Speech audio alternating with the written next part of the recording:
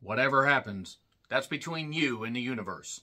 National Anthem was written and directed by Luke Guilford, who's done music videos and other projects. Also written by Kevin Best around. No one's ever gonna keep him down. And also Dave Largman Murray. Check out their IMDb pages for the full listens of their work. And it stars Charlie Plummer from Spontaneous as Dylan. I also want to quickly shout Spontaneous, a terrific horror comedy. Really, really good. Great performances. Great lead actors. Just a really all-around great story. Spontaneous is far and far away from what National Anthem is themed around, which is basically self-discovery, identity, and finding your own place in the world. And Dylan is a 21-year-old lad who lives with his mother, Fiona, played by Robin Lively, and also takes care of his brother, Cassidy, played by Joey DeLeon, who does need some help, but is an adventurous lad and just really sees the world as a big, wide-open, colorful, happy place. And Dylan ends up finding more work on a ranch, a queer-themed ranch where he discovers more about himself than he ever knew possible.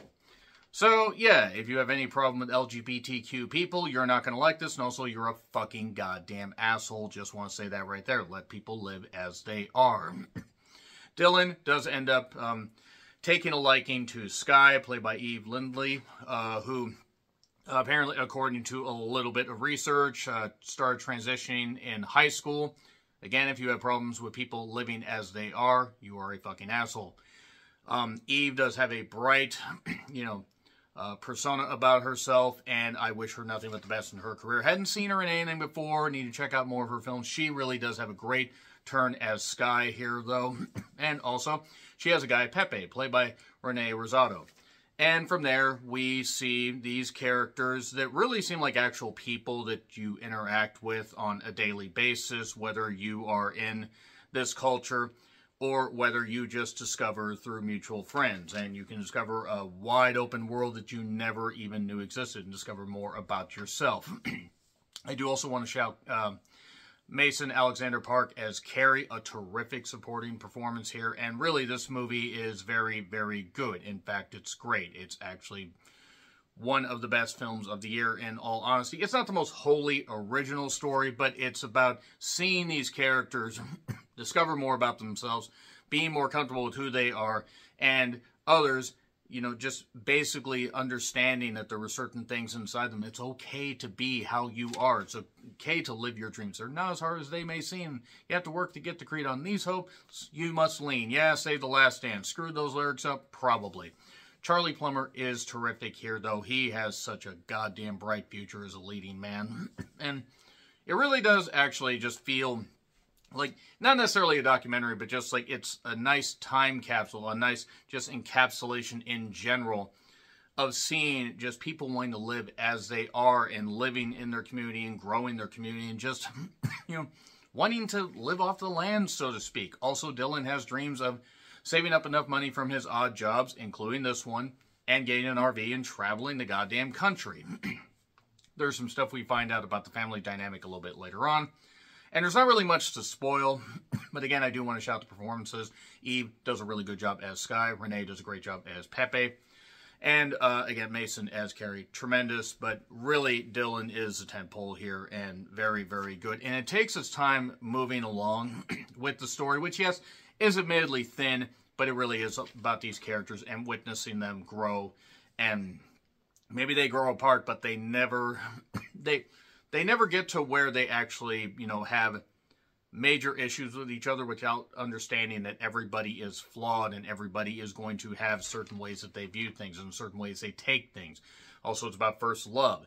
Naturally, you take a look at Eve, you can understand why, Dylan would fall for Skye, and that's something that builds into a third act that ends up kind of, it kind of actually bothered me a little bit what they did. I mean, I get why they did it. They had to basically push the story to this conclusion. But I was like, oh, so that's how we got to that point. I could have done without that, but I get why they did it. So it is on Amazon for $7-8 depending on your tax, bracket in whatever state. But I gladly spent the money because why not? I meant to check this out in theaters, but didn't get a chance. But yeah, terrific performances, great cinematography, and just a well-told story, even if it's somewhat familiar. So, gonna get into spoilers. 3, 2, 1, and spoilers. So, it turns out that Robin Lively, Fiona, the mother, and Fair Fiona, where we lay our scene, she's been basically trying to just sleep with whatever guy shows her affection because the dad left and she did love the dad, and he's taken off. We never actually see the dad. After we see Dylan working on these construction sites, saving us money, putting eardrops in his brother's ear, and taking care of him and everything because his brother is different, mentally needs a little bit of help, shall we say. Really, really good performance by the kid, though. I do want to say that Joey actually does a terrific job as Cassidy because he just sees, them as people. That's how we need to see anybody LGBTQ. Don't see somebody as lesser than you. I mean, if they deep down are a bad person, it's not because they're gay or whatever. It's because they're just naturally a bad person. There are plenty of people that are evil, and there are plenty of people that are goddamn good, so let's learn that. So, House of Splendor is the name of the ranch, and we see working. Dylan not necessarily being fully comfortable with what's going on with discovering this part of himself, discovering that he's perfectly okay, wearing dresses, wearing clothing, even being in drag shows later on, where I'm the Only One by Melissa Etheridge plays, because of course it bloody fucking does, because that's pretty much on the goddamn nose, so much so that Tony Khan is snorking it up as we speak. If you're a wrestling fan, you get it. If not, you're confused.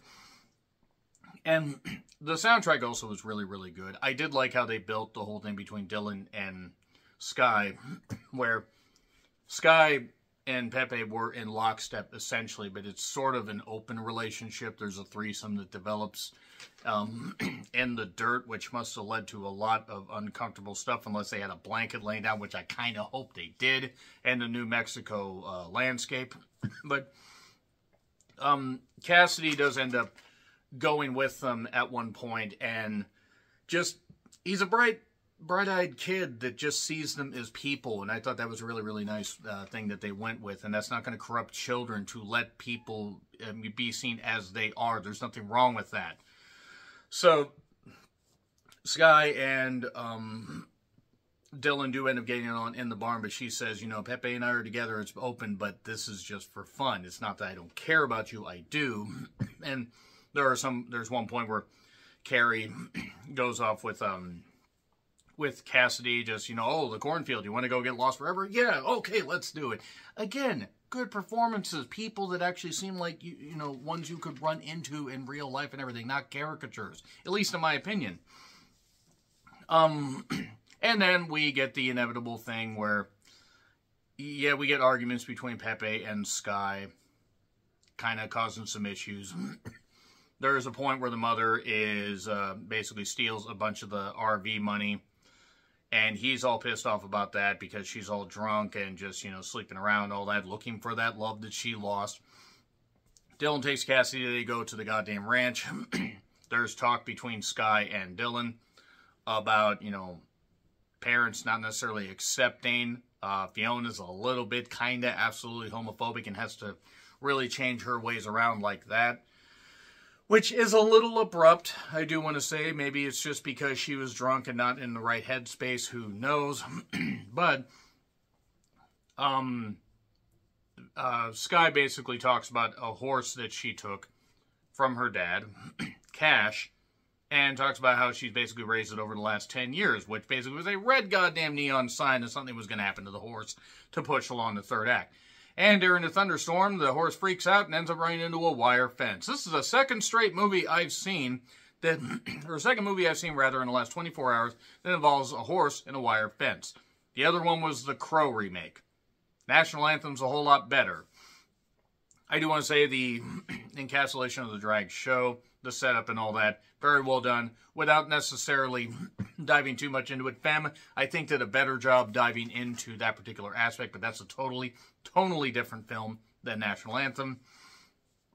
And Dylan blames himself because the horse dies.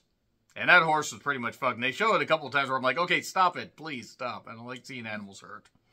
Dylan blames himself. Carrie basically tries to reason and says, look, Sky does love you, but she doesn't need you. And we want you to be around. You really are good for us. You belong here, but you need to go out and figure out what you want to do. So he gets back to doing more jobs, earning more money. The mother's cleaned up her life. She gives him some money. Naturally, the money that she stole. He buys an RV, and he's going to take off. He's in the process of it. They go to another show. Fiona end up, I guess, accepting the fact that her sons are, you know, wanting to be part of these shows or just at least attend these shows. So she's going to swallow her pride and be better.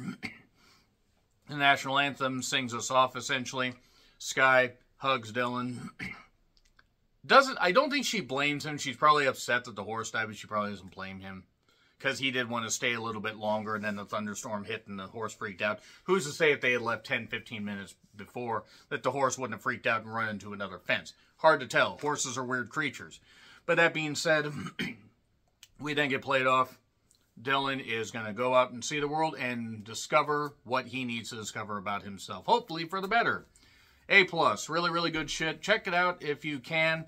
It should be on a streaming service at some point, but if you can, throw a few bones because it is worth checking out. Agree, disagree, what I said, like, share, subscribe, Twitter handle in the description. I'm John Ritlin. I'll see you soon.